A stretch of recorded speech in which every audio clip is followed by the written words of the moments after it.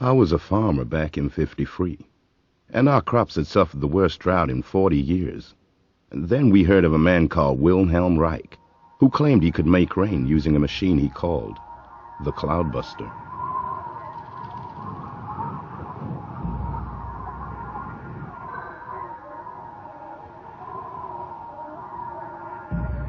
So, we wrote him a letter, asking for his help.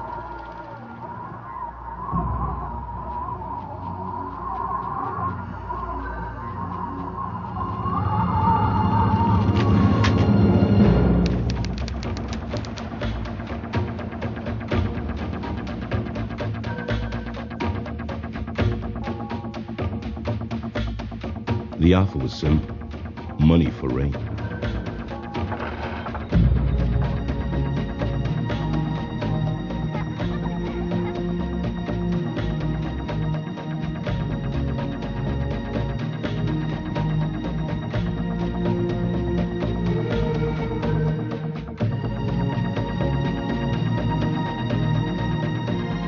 Reich arrived with his son, Peter.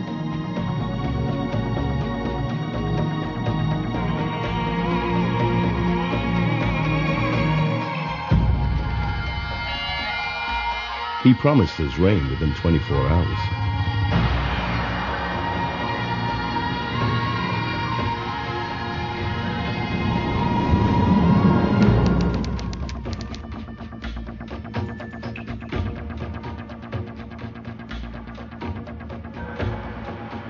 I remember asking him how it worked. He said kinda like a lightning rod, using an energy he called orgone.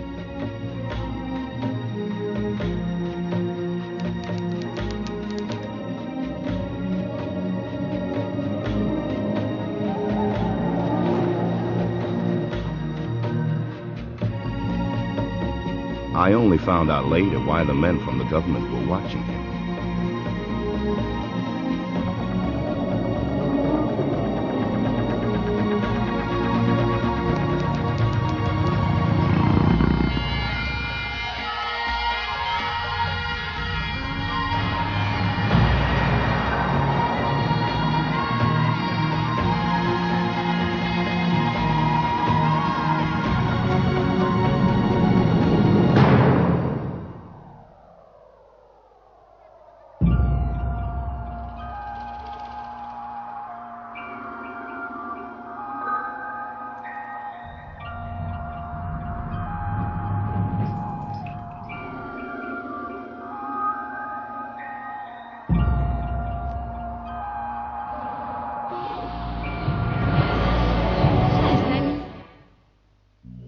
If anything, I remember the air getting drier, but I didn't doubt him. Reich had a confidence that stuck to you.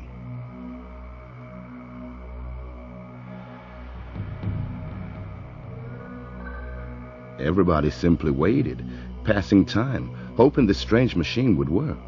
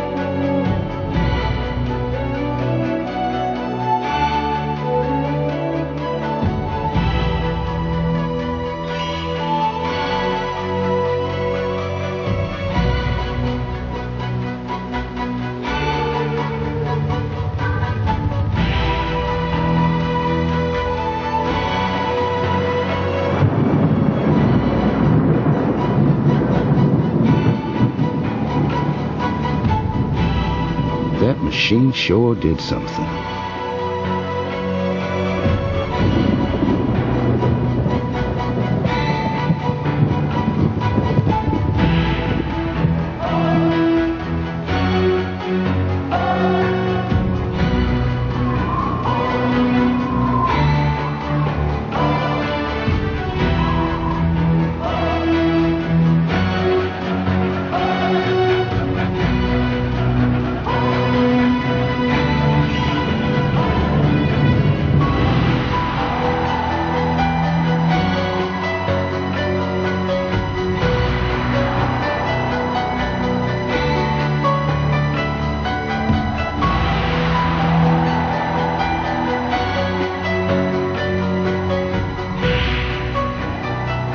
And that was the last I ever saw of Wilhelm Reich.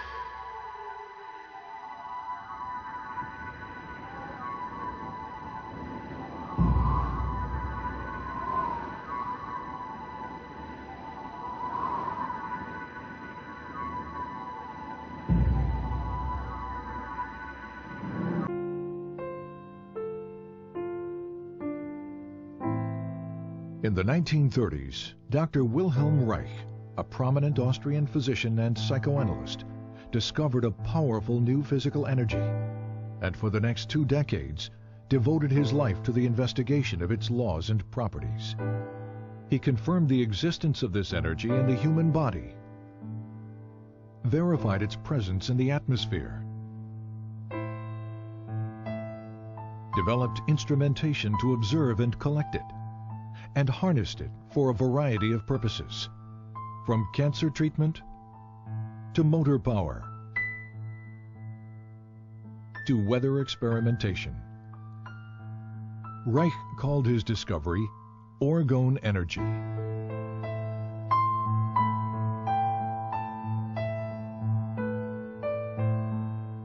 But tragically, it was a discovery that the world was not ready for.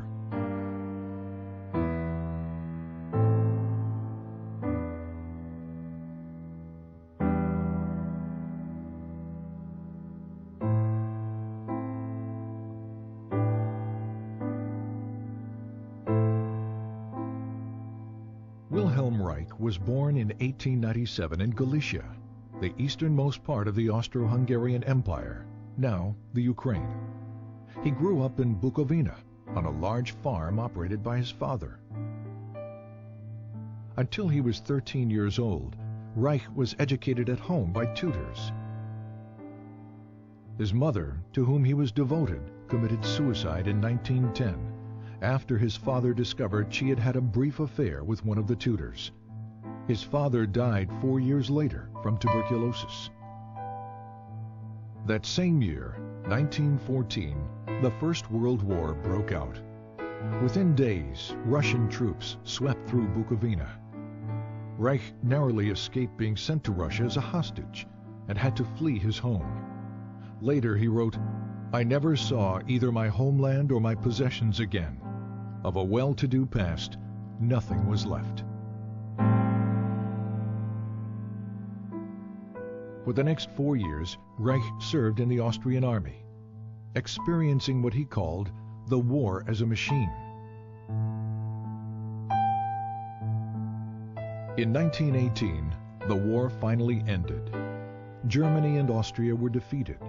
The Austro-Hungarian Empire was broken up, and Bukovina became a part of Romania. Alone, homeless, and intellectually starved after 4 years of war, Reich entered the medical school at the University of Vienna.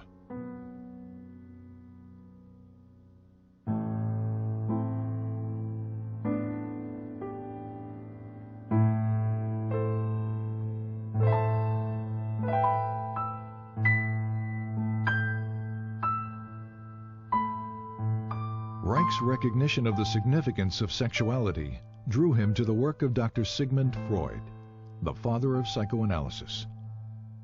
Soon he was considered one of Freud's most promising students.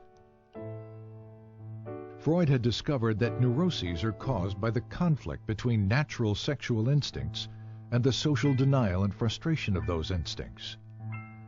Freud had also hypothesized the existence of a biological sexual energy in the body. He called it libido, and described it as something which is capable of increase, decrease, displacement, and discharge, and which extends itself over the memory traces of an idea like an electric charge over the surface of the body. But as the years passed, Freud and his followers diluted much of this concept, reducing the libido to little more than a psychological energy or idea. By 1925, Freud had concluded that the libido theory may therefore, for the present, be pursued only by the path of speculation. Reich's clinical observations, however, demonstrated that sexual energy was more than just an idea, and that sexual satisfaction, in fact, alleviated neurotic symptoms. He discovered that the function of the orgasm is to maintain an energy equilibrium by discharging excess biological energy that builds up naturally in the body. If that discharge function is disturbed, as it proved to be in all his patients, this energy continues to build up without adequate release, stagnating and fueling neurotic disorders. Reich's orgasm theory set him apart from his colleagues because it indicated that the libido was a real physical energy that possibly might be measured quantitatively. His clinical work also led to new therapeutic techniques designed to discover and eliminate any impediments to the flow and discharge of this energy. But the widespread existence of human misery forced Reich to conclude that the solution to the problem of neuroses was not treatment, it was prevention. You have to revamp your whole way of thinking, said Reich, so that you don't think from the standpoint of the state and the culture, but from the standpoint of what people need and what they suffer from. Then you arrange your social institutions accordingly. Freud, on the other hand, maintained that culture takes precedence, that sexual instincts must be adapted to the existing social structure. These conflicting positions led to an eventual break between Reich and Freud. In Vienna and later in Berlin, Reich devoted much of his time and money educating working-class people about the essential role of sexuality in their lives. I had 6 clinics in Vienna, said Reich, where people came and received advice once or twice a week. To provide medical and educational help was its purpose. To reach the greatest number of people, he worked within the socialist and communist parties to promote sex education, birth control, divorce rights, and better housing. Reich recalled that in Berlin there were about 50,000 people in my organization in the first year. Reich was also very outspoken about Germany's turbulent political climate. Unlike most members of the Berlin Psychoanalytic Association, Reich openly opposed the rise of the Nazi Party.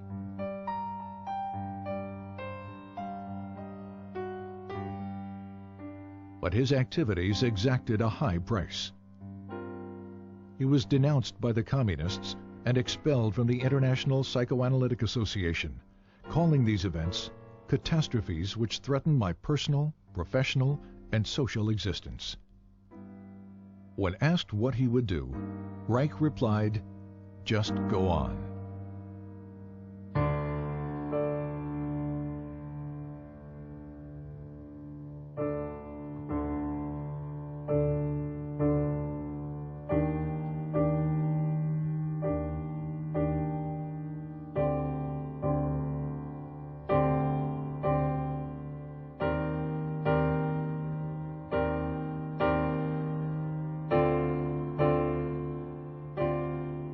University of Oslo, 1935. While continuing to teach and develop his innovative therapeutic techniques, Reich began a series of laboratory experiments to verify the existence of a physical, biological energy expressed in the emotions. Using human subjects, Reich was able to demonstrate a charge at the skin surface directly related to feelings of pleasure or anxiety. The charge would increase when a subject experienced pleasure and decrease during feelings of unpleasure. From this, Reich concluded that pleasure is the movement of biological energy toward the periphery of the organism, while anxiety is the movement of this energy toward the center. He assumed this energy to be electrical. But was it? And did similar energy processes exist in more basic life forms? Reich discovered that under certain conditions, sterilized and unsterilized substances such as grass, blood, sand, charcoal, and foodstuffs disintegrate into pulsating vesicles that exhibit a bluish color. He called these vesicles bions. Reich observed internal motility in the bions, an effect of energy. He also found that certain bions revealed a strong radiation phenomenon, seen here as a white field around the organism, and that these bions could kill bacteria and cancer cells. This radiation confirmed the existence of an energy that did not obey any known laws of electricity or magnetism. Reich called this energy orgone because its discovery had evolved from his investigation of the orgasm function, and because this energy could charge organic matter. When he published his findings, the scientific and psychiatric communities responded with a vicious year-long attack in the Norwegian press. In the wake of this response, and the inevitability of a Second World War, Reich began to look to America as the future home for his work. In August 1939, Reich sailed for America on the last ship to leave Norway before World War II broke out.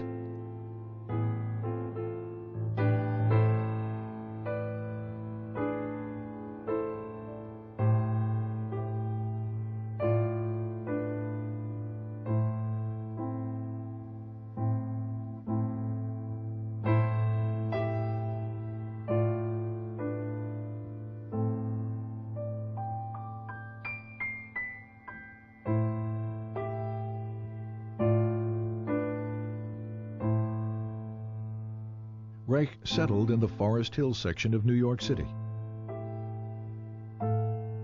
He taught at the New School for Social Research in Manhattan.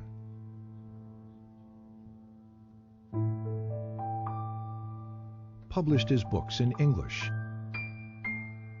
Trained American physicians in his therapeutic techniques. And pursued his investigations of orgone energy. Since the energy appeared to be everywhere and to permeate all substances, Reich had to find ways to isolate and collect it in order to study its functions and make it usable. Experiments demonstrated that organic or non-metallic materials, such as cotton, wool, or plastic, attract, absorb, and hold the energy. Metallic materials, steel or iron, attract the energy and quickly reflect it in both directions. On the basis of these experiments, Reich constructed small boxes with alternating layers of organic and metallic materials, with the inner walls lined with metal. The organic layers attract the atmospheric orgone energy, which is then directed inward by the metal layers. Any energy reflected outward by the metal layers is reabsorbed by the organic material, attracted back to the metal, and directed toward the inside of the box. The result? A higher concentration of orgone energy inside the box. The more layers, the higher the concentration. This accumulation of energy can be verified in a variety of ways. For example, a constant temperature difference exists between the air above the box and in the surrounding air, contradicting the second law of thermodynamics. There also exists a slower electroscopic discharge rate in the higher orgone concentration within the box. These layered boxes, known as orgone energy accumulators, became a valuable tool in Reich's scientific and medical research. Initially, they were used to observe visual manifestations of orgone energy within the enclosure and to test the effects of orgone radiation on cancer mice. Because his results with cancer mice were so promising, Reich decided to test the effects of orgone radiation on human subjects. He constructed orgone energy accumulators that were large enough for a person to sit in, and in 1942, he began experimental treatments with cancer patients. They were all terminal cases. Reich promised no cure and charged no money. Over a period of time, the patients showed marked improvement, relief of pain, healthier blood condition, weight gain, and the shrinkage and elimination of tumors. Despite these positive results, the patients died, reinforcing Reich's conviction that cancer is a bioenergetic shrinking following emotional resignation, and that the tumors themselves are not the disease, but merely a local manifestation of a deeper systemic disorder. Once again, Reich's focus became prevention. Reich also discovered that water and high humidity absorb and hold orgone energy, making it difficult to carry out experimental work in New York City during the summer. In 1940, on a camping trip to New England, Reich discovered the Rangeley Lakes region in Maine. With its low humidity and clean air, it provided an ideal environment for his work. In 1942, Reich purchased an old farm bordering on a small lake. He called it Orgone and envisioned it as a permanent home for the various branches of his work.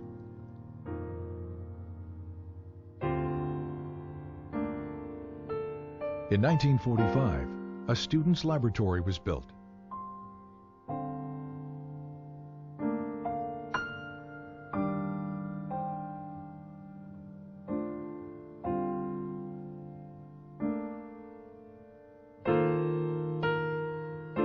Three years later, construction began on an orgone energy observatory,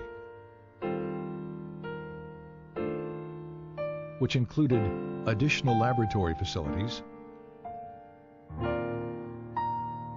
Reich's study and library,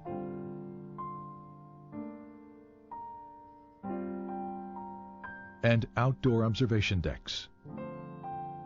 Funding for these buildings and for Reich's research came exclusively from his own income as a physician and teacher, and from loans and contributions by students. By 1947, after less than 8 years in America, Reich's work was attracting considerable interest as orgone research expanded into new areas of psychiatry, medicine, and biophysics. One of Reich's most significant new developments was the discovery of a motor force in orgone energy that had enormous practical implications. Here, Reich demonstrates a small motor being propelled by orgone energy from the body. And here, motor power is provided by orgone energy harnessed from the atmosphere.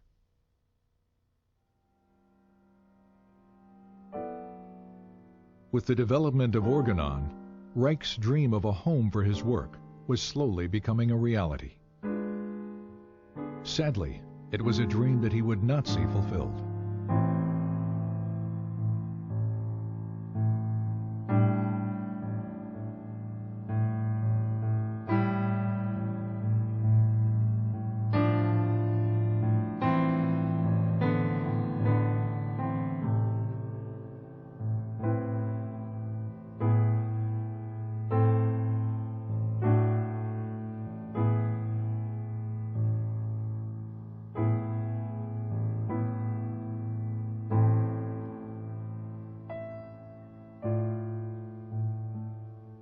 In 1947, this article, written by freelance journalist Mildred Brady, appeared in New Republic magazine.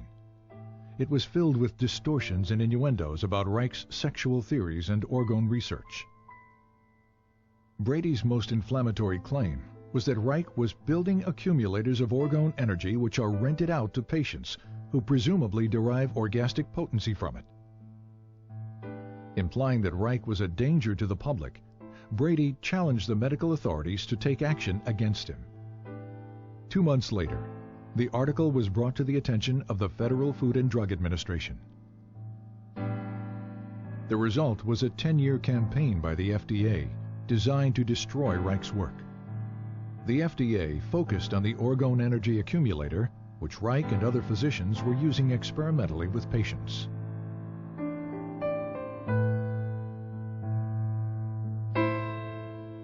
Convinced that the accumulator was being fraudulently promoted as a sexual and medical device, FDA agents spent years interviewing Reich's associates, physicians, students, and patients, looking for dissatisfied accumulator users.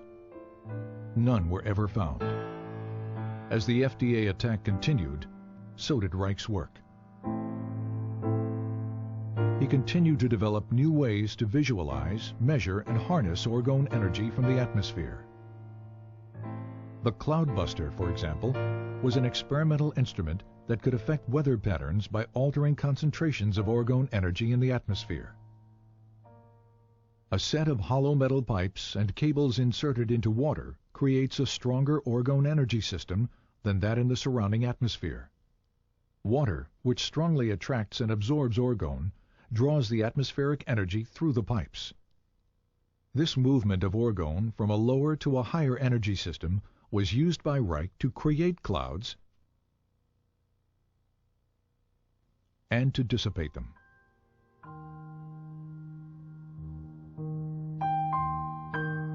In 1953, during a long drought that threatened the Maine blueberry crop, several farmers offered to pay Reich if he could bring rain to the parched region.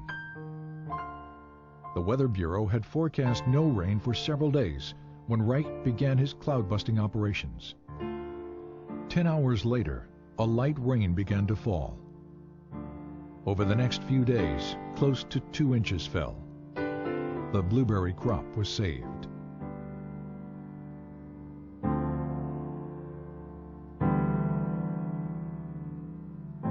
In February 1954, the FDA filed a complaint for injunction against Reich in the federal court in Portland, Maine.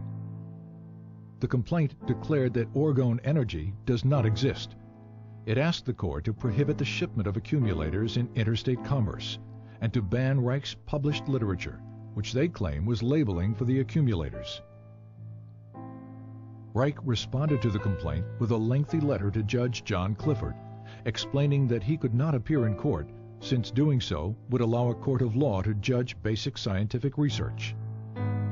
Scientific matters, he wrote, can only be clarified by prolonged, faithful, bona fide observations in friendly exchange of opinion, never by litigation. I therefore submit, in the name of truth and justice, that I shall not appear in court. Judge Clifford did not accept Reich's letter as a valid legal response, and the injunction was issued on default, as if Reich had never responded at all. But the injunction was even more excessive than the initial complaint. It ordered that all orgone energy accumulators and their parts were to be destroyed.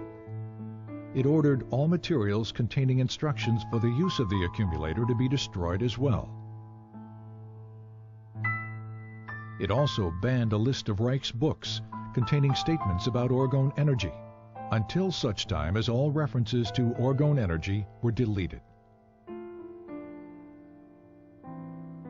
After the initial shock, Reich continued his work, traveling to Arizona to experiment with the Cloudbuster in the dry desert environment.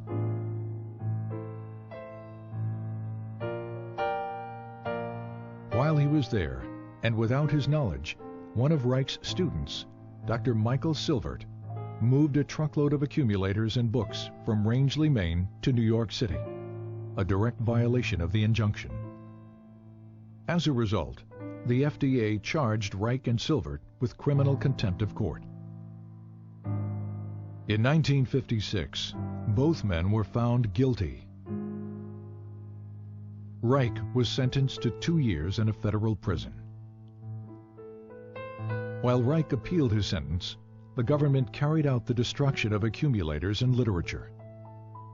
In New York City, several tons of Reich's books and other publications were burned in one of the city's garbage incinerators, including titles that were only to have been banned. This destruction of literature constitutes one of the most heinous acts of censorship in United States history.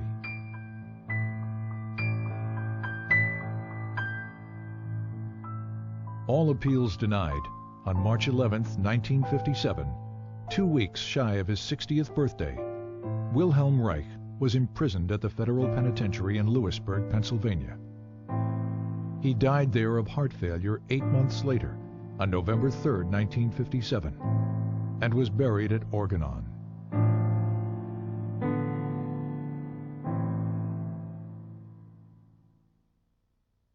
But the tragedy of Reich's death should not be allowed to overshadow the richness of his life, for while he lived, he was truly alive.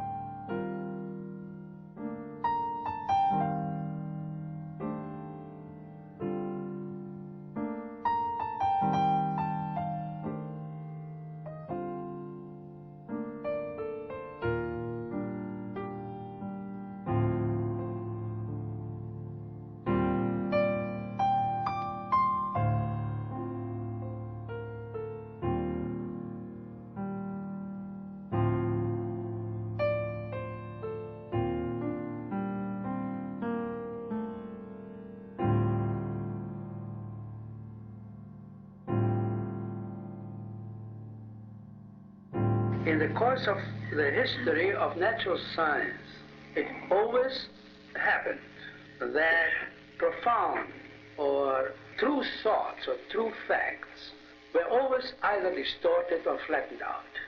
The danger, especially of distortion, is particularly great in the case of Orgone. We must be scientific, we cannot be political in these matters. And I personally declare that I will be the first to fight with all my strengths, with whatever I've got, against such a distortion of our principles.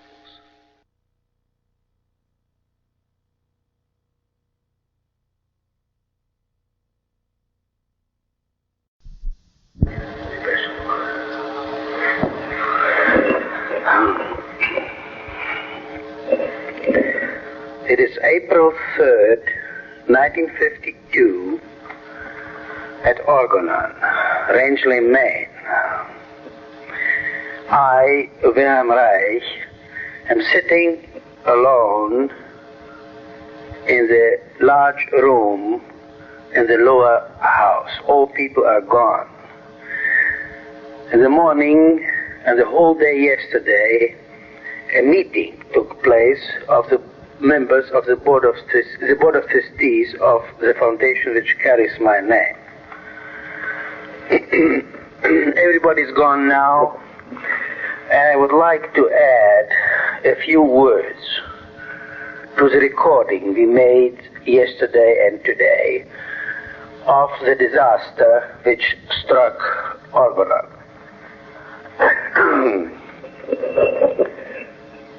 There's nobody here to listen to what I'm saying. The recording apparatus is the only witness. I hope that someone will, at some time in the future, listen to this recording with great respect. Respect for the courage that was necessary to sustain the research work in orgone energy and life energy all through these years.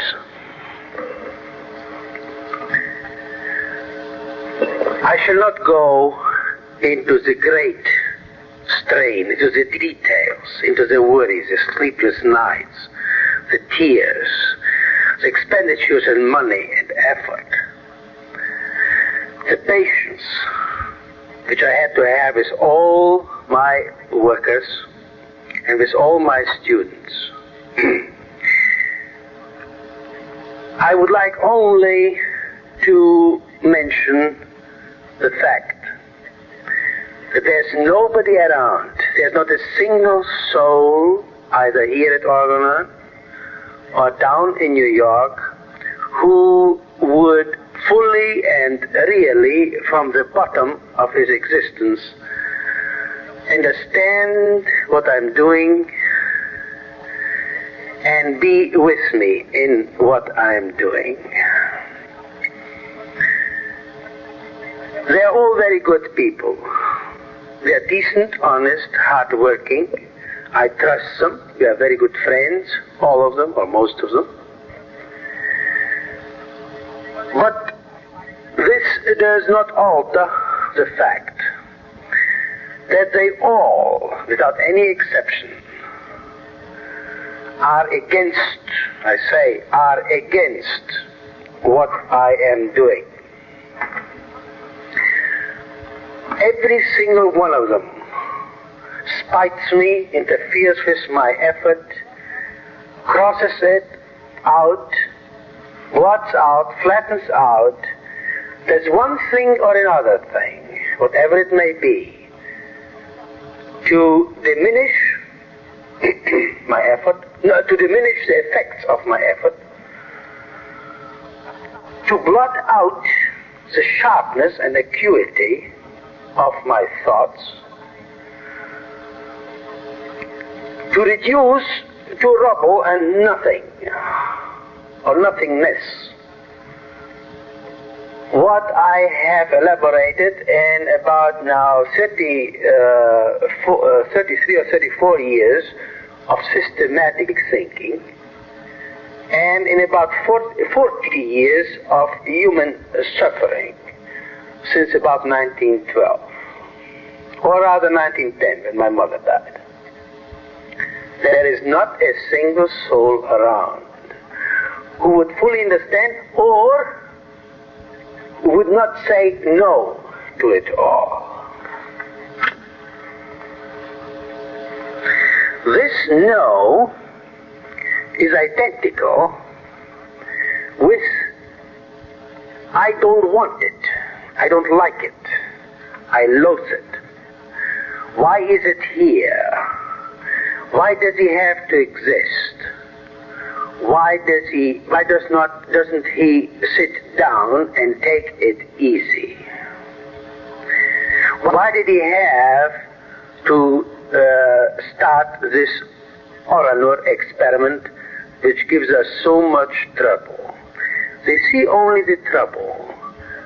They don't see, or they don't want to realize what it means for medicine, biology, and science in general, as well as philosophy, to have this Oranur going.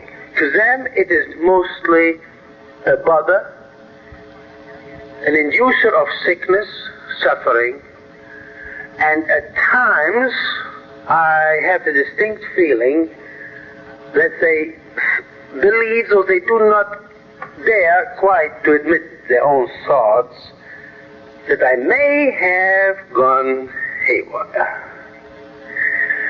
This this reaction of my closest friends and co-workers to the situation here is exactly the same that has harassed the human race for as much as we can say 8,000 or 10,000 years, since patriarchy has ruled its destinies and since natural love was extinguished in the newborn infants. I shall not go into that. It's all written up in my publications. Whoever knows these publications also knows what that means. The discovery of the life energy would have been accomplished long ago had this I don't want it, I fear it, I loathe it, I'll kill it, I'll flatten it out, I won't let it live or exist. If that had not been in their structures, not in their desires, not in their positive conscious wishes, they're all decent and good people. No, it is in the structure. It is somehow in their tissues, in their blood. They cannot tolerate anything that has to do with orgone energy or life energy, or what they call God, or what is their deepest longing for love, for fulfillment. They cannot tolerate it, and they fear it. They fear it by way of structure. Their tissues, their blood, cannot stretch out, cannot take it, evades it, avoids it, and loathes it. I do not say all this to depreciate their efforts, their honor, their loves, their lives.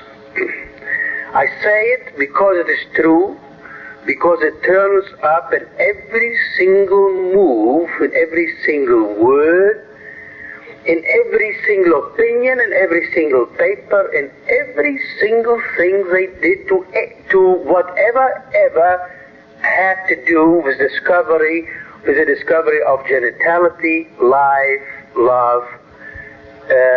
Such people as Lawrence, or such philosophies as Giordano Bruno's, or such great lives as Jesus Christ, and so forth and so forth. It is a sad, lonely chapter of the human race. I don't feel that I am obligated to solve this riddle or to do anything about it. I happen to discover the life energy. I happen to induce the Orgone experiment. I know what it means for the future development of medicine and biology, philosophy and natural science. I'm fully aware of it, and in this awareness, I am completely alone. There's no soul anywhere far and wide to talk to give one's feelings, to let one's feelings go freely, to speak like as friends speak to each other. This is all.